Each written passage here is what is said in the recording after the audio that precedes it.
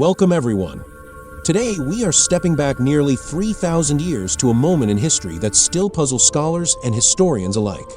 Around 1200 BCE, the ancient world experienced something rare and unsettling, not the fall of a single kingdom, but the near simultaneous collapse of several powerful civilizations. Societies that had thrived for centuries suddenly weakened, fractured, or disappeared within a relatively short span of time. This period is now known as the Late Bronze Age Collapse, and it marks one of the most dramatic turning points in human history. Across the Eastern Mediterranean and the Near East, major centers of power began to fail almost in unison. Trade networks broke down, cities were abandoned, and long-standing political systems could no longer sustain themselves. What makes this moment so striking is not just the scale of the collapse, but its timing, so many advanced societies faltering at once, despite being separated by geography, culture, and language. For generations, historians assumed that civilizations rose and fell independently. But the events around 1200 BCE challenged that idea. Instead, they suggest a world that was already deeply interconnected, where stress in one region could ripple outward and affect many others. The collapse was not sudden chaos, but slow, unraveling quiet at first, then impossible to ignore. In today's story, we will explore why this happened, how these ancient systems became vulnerable, and what this shared collapse can teach us about complexity, connection, and resilience. This is not just a story about the past, it is a reminder of how fragile even the strongest systems can be when many pressures converge at once. Let us begin. The collapse of ancient civilizations around 1200 BCE did not happen because of one clear event or a single fatal mistake. Instead, it unfolded through a combination of pressures that gradually weakened societies from multiple directions at once. For a long time, historians searched for one dominant explanation: an invasion, a natural disaster, or a sudden political failure. But evidence shows that no single factor can fully explain the scale and timing of these collapses. Each civilization faced its own local challenges, yet many of those challenges overlapped in nature. Environmental stress reduced food production, economic strain disrupted trade, and political systems struggled to respond to growing instability. On their own, any one of these problems might have been manageable. Together, they formed a network of stresses that reinforced each other, leaving little room for recovery. What made this period especially fragile was how tightly balanced these societies had become. Agriculture depended on predictable weather, cities relied on steady trade, and rulers maintained authority through control of resources. When one element weakened, it placed pressure on the others. A failed harvest strained trade networks. Trade disruptions reduced access to essential materials. Political authority weakened as leaders struggled to provide stability. Rather than a sudden collapse, this process resembled a slow erosion. Systems that had worked efficiently for centuries were optimized for stability, not for crisis. As problems accumulated, societies reached a tipping point where adaptation became impossible. The collapse, then, was not the result of one dramatic cause, but of many interconnected failures unfolding at the same time. One of the most powerful forces behind the widespread collapse was a long period of climate instability. Scientific evidence from tree rings, sediment layers, and ancient pollen shows that many regions experienced severe droughts lasting years, even decades. These were not short disruptions, but sustained environmental changes that slowly undermined the foundations of daily life. Agriculture was the backbone of Bronze Age civilizations. Most societies depended on seasonal rains and predictable weather to grow grain, support livestock, and maintain food reserves. When rainfall patterns shifted, harvests failed repeatedly. Food shortages became common, and famine was no longer an isolated event, but a recurring threat. As supplies dwindled, populations grew more vulnerable and anxious. Climate stress did not remain confined to farms. It spread outward into every part of society. Cities that relied on surplus food from surrounding regions could no longer sustain their populations. Trade partners struggled to export grain when their own harvests failed. Prices rose, storage systems emptied, and state-controlled distribution began to break down. The political consequences were significant. Rulers were expected to ensure abundance and stability, often seen as mediators between the people and the natural world. When crops failed year after year, confidence in leadership eroded. Promises lost credibility, and traditional systems of authority weakened. Drought alone did not destroy these civilizations, but it pushed them into a constant state of stress. Over time, repeated environmental pressure reduced their ability to respond to other challenges. Climate instability acted as a silent force, slowly draining resilience until societies could no longer recover from additional shocks. As environmental conditions worsened, large numbers of people were forced to move in search of food, land, and stability. These migrations were not sudden invasions driven by ambition, but slow waves of displacement caused by survival needs. When local systems could no longer support growing populations, movement became unavoidable. These population shifts placed enormous pressure on established civilizations. Border regions became unstable as newcomers arrived, sometimes seeking settlement, sometimes resources, and sometimes protection. Coastal cities and trade hubs were especially vulnerable, as they sat at the crossroads of movement and commerce. Even well-fortified states struggled to manage repeated disruptions along their frontiers. The arrival of displaced groups often strained already fragile systems. Food supplies had to be shared, land had to be redistributed, and political authority was tested. In some cases, tensions escalated into conflict, further weakening cities that were already dealing with shortages and economic stress. Defense systems designed for traditional warfare were ineffective against constant, unpredictable pressure from multiple directions. These movements also disrupted trade routes. Merchants avoided unsafe regions, ships stopped arriving, and vital resources failed to reach their destinations. As trade slowed, economies contracted, reducing the ability of states to pay workers, maintain infrastructure, or support armies. Rather than being a single destructive force, migration acted as an amplifier of existing problems. It exposed weaknesses, accelerated instability, and linked distant regions through shared disruption. When combined with climate stress and economic strain, population movements helped push interconnected civilizations closer to collapse, transforming regional challenges into a widespread breakdown across the ancient world. Bronze Age civilizations were built on trade. Essential materials such as copper, tin, timber, and grain often came from distant regions, moving along carefully maintained routes by land and sea. These exchange networks allowed societies to specialize, grow wealthier, and support large urban populations. However, this dependence also created a critical vulnerability.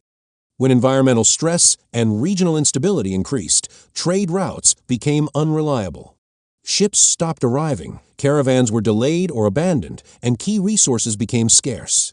Because bronze required specific materials that were rarely found in the same place, even minor disruptions had serious consequences. Tools, weapons, and everyday goods became harder to produce, affecting both civilian life and state defense. Economic strain quickly followed. Without steady trade, markets shrank and state revenues declined. Governments struggled to pay workers, maintain roads and ports, or support military forces. Cities that once thrived as commercial centers lost their purpose and population as trade activity faded. The collapse of trade also weakened trust between regions. Alliances depended on exchange as much as diplomacy, and when goods stopped flowing, cooperation declined. Each society turned inward, focusing on survival rather than coordination. This isolation made recovery more difficult, as no single region could replace the lost network on its own. These systems had been highly efficient in stable times, but they lacked redundancy. Once disrupted, they did not adapt easily. The failure of trade networks did not merely reflect collapse, it actively caused it, turning regional crises into a widespread systemic breakdown that reshaped the ancient world. Many Bronze Age civilizations were governed through highly centralized systems of power. Authority was concentrated in royal courts, palace administrations, and small elite groups who controlled land, resources, and decision-making. This structure worked well during periods of stability, allowing rulers to organize labor, manage trade, and project authority across large territories. However, centralization also made these systems inflexible. When multiple crises emerged at once, food shortages, trade disruptions, and population pressure, decision-making became slow and ineffective. Local communities had little autonomy to respond on their own, and solutions depended entirely on a distant ruling class that was itself overwhelmed. Rulers were expected to guarantee order and prosperity, often claiming divine or symbolic legitimacy. When they failed to deliver stability, their authority weakened rapidly. Administrative systems built on trust and hierarchy began to erode as officials lost confidence in leadership or abandoned their posts. Records became incomplete, communication broke down, and coordination across regions failed. Centralized control also meant that the collapse of one major center could destabilize the entire system. If a capital city fell, or a palace was destroyed, the administrative networks supporting it often collapsed as well. There were few alternative institutions capable of maintaining continuity. Rather than adapting through reform, these political systems fractured under pressure. Local leaders asserted independence, regions disconnected from central authority, and unity dissolved. The inability to decentralize or share power during crisis turned structural strength into weakness, accelerating the unraveling of civilizations that had once appeared stable and enduring.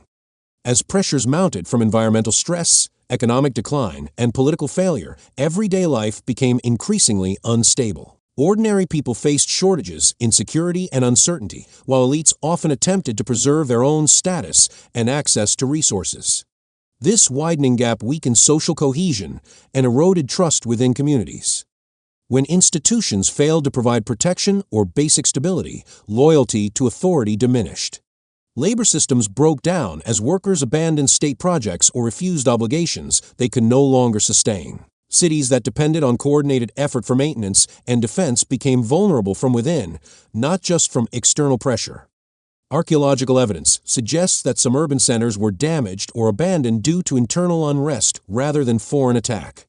Administrative buildings and elite residences were often the first structures to fall into disuse, signaling a loss of confidence in governing systems. Once these centers ceased functioning, surrounding communities followed. Social breakdown also affected culture and knowledge. Writing systems, record-keeping, and specialized crafts declined as training networks collapsed. Skills that required stable institutions to pass from one generation to the next were lost, reducing society's ability to organize and rebuild. This internal fragmentation did not cause collapse on its own, but it greatly accelerated the process. Without shared purpose or trust, coordinated responses became impossible. What remained were isolated communities focused on survival rather than collective recovery, marking the transition from complex societies to simpler, more localized ways of life. By the late Bronze Age, civilizations across the Eastern Mediterranean and Near East were no longer isolated worlds. They were part of a tightly linked system of trade, diplomacy, and shared technology. Kings exchanged letters, goods, and marriages. Cities relied on distant regions for resources they could not produce themselves. Stability in one area often depended on stability elsewhere. This interconnectedness brought prosperity, but it also meant that failure could spread quickly. When one major center weakened, its trading partners felt the impact almost immediately. Shortages in one region led to higher demand in another, increasing strain across the entire network. No society collapsed in isolation. Each was affected by the struggles of its neighbors. Diplomatic relationships also suffered. Treaties and alliances depended on mutual benefit, especially economic exchange. As resources became scarce, cooperation gave way to self-preservation. Communication slowed, trust declined, and coordinated responses to shared problems became impossible. The result was a cascading effect. A breakdown in one part of the system triggered disruptions elsewhere, creating a chain reaction that crossed borders and cultures. Civilizations that might have survived local crises were pulled down by the failures of the larger system they depended on.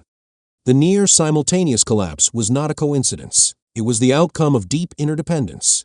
When the system reached its limits, it failed as a whole, transforming a regional crisis into one of the most widespread breakdowns in ancient history. Late Bronze Age civilizations were highly efficient systems. Over centuries, they refined agriculture, trade, administration, and military organization to function smoothly under stable conditions.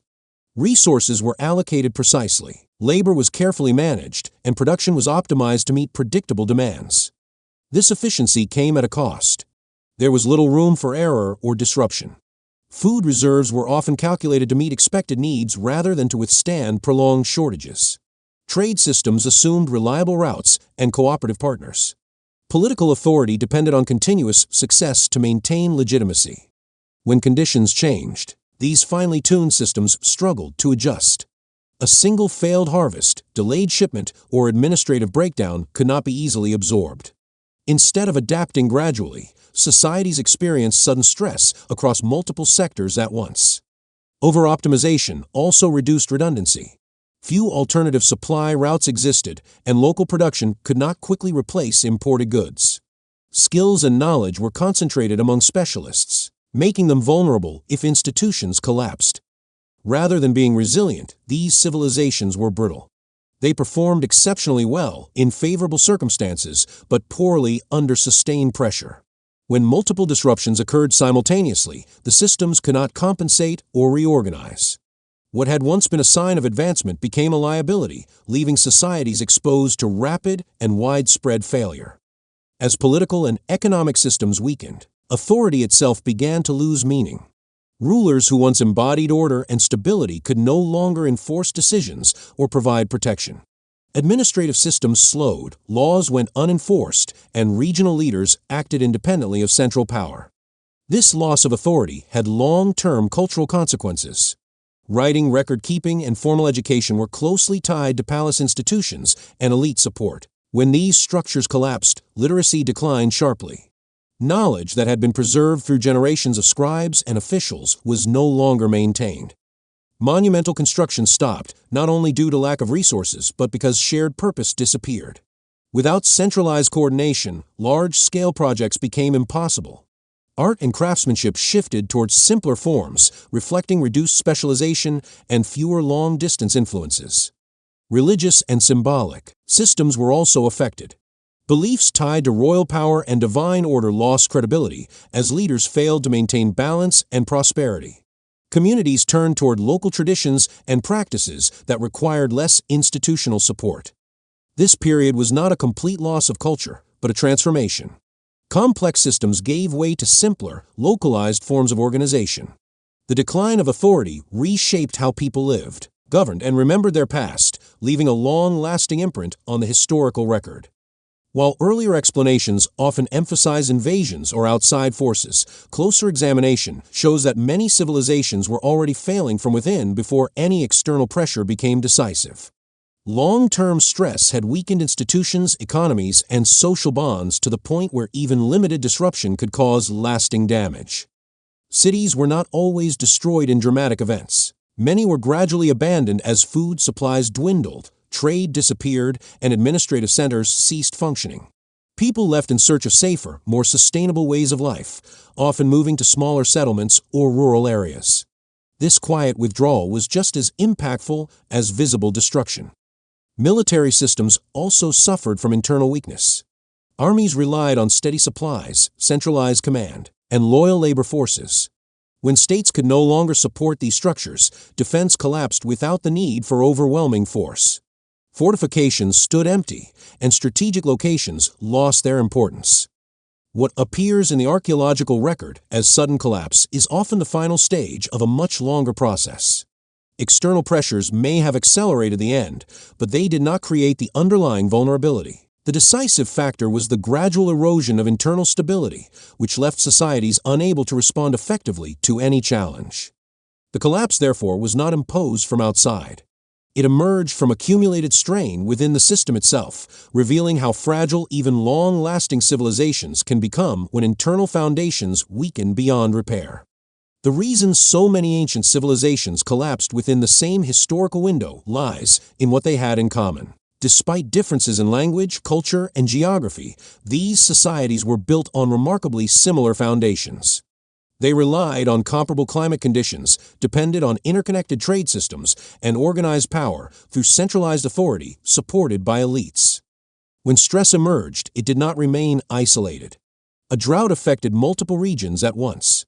Trade disruption in one area weakened economies elsewhere. Political instability in a major center reduced confidence across diplomatic networks. Each civilization carried its own problems, but those problems were synchronized through shared systems. This created a threshold effect. For a long time, societies absorbed pressure and continued functioning. But once that threshold was crossed, recovery became impossible. Failures that might have been survivable in isolation became catastrophic when experienced collectively. There was no stable neighbor left to rely on, no intact system to provide relief or support. The collapse unfolded not as chaos, but as a rapid transformation. Complex states fragmented into smaller, more localized communities. Long-distance connections faded, and regional identities replaced imperial ones. What followed was not the end of civilization, but the end of a particular way of organizing it. The near-simultaneous collapse was therefore not coincidence or mystery. It was the predictable outcome of shared vulnerabilities meeting sustained pressure. When multiple systems depend on the same conditions to survive, they also share the risk of failing together. This moment in history stands as a powerful reminder of how interconnected strength can become interconnected fragility. As we step back and look at the full picture, one truth becomes clear: the collapse of ancient civilizations was not a sudden disaster, nor the result of a single dramatic event. It was a gradual unraveling shaped by climate stress, fragile systems, and deep interdependence. These societies were advanced, organized, and highly efficient, but that very efficiency made them vulnerable when conditions changed. When pressure came from many directions at once, even the strongest structures could no longer hold. What remains most striking is how familiar this pattern feels. The ancient world reminds us that connection brings both strength and risk, and that resilience depends not only on growth, but on the ability to adapt. The end of the Bronze Age was not the end of human progress, but a turning point that reshaped history and laid the groundwork for new forms of society. Thank you for spending this time exploring the past with us. If you found this story meaningful, feel free to stay, reflect, and join us again for the next journey through history.